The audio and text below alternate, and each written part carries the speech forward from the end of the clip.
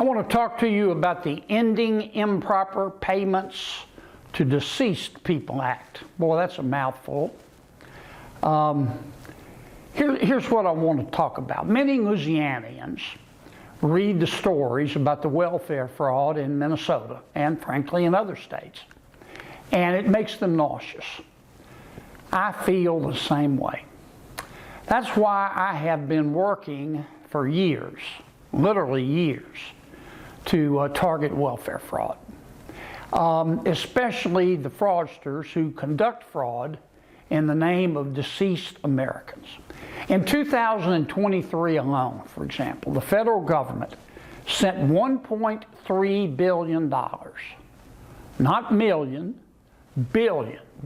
The federal government sent $1.3 billion to dead people. It's so pervasive that the Social Security Administration, which maintains a list of dead Americans known as the Death Master File.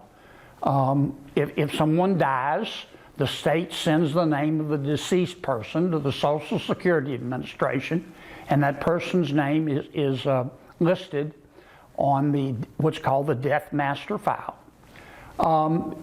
We found that Social Security was not sharing this information, the names of the folks on the Death Master File, with the rest of the federal government.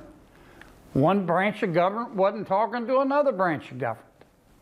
The Social Security Administration told me when I confronted them about this and asked them, why don't you talk to your colleagues and other colleagues in the federal government so we can stop paying dead people?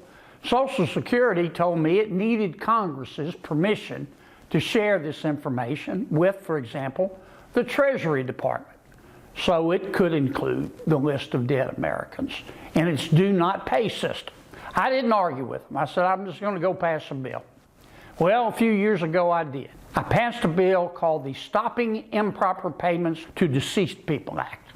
And that bill allowed the Social Security Administration to temporarily share its Death Master File with the Department of the Treasury. I had to amend the bill to provide, it's a long story and it was frustrating, to provide for a temporary sharing. They wanted to try it out first. Well, it worked. Duh. Since December of 2023, this bill has saved the federal government at least $330 million in improper payments. We're no longer paying dead people and having their friends or relatives or whomever cash the checks. It was obvious that Congress needed to make this data sharing arrangement permanent. So I had to introduce, and was happy to do it, I introduced a second bill to do just that. That's why it took years to get this done. This week, I'm pleased to say the House passed my bill, the Ending Improper Payments to Deceased People Act. This bill had already passed the Senate, and now that it's passed the House, it's on its way to President Trump's desk so he can sign it into law. Now, dead people don't need welfare. I think that's obvious. But I'm not going to stop with just this bill.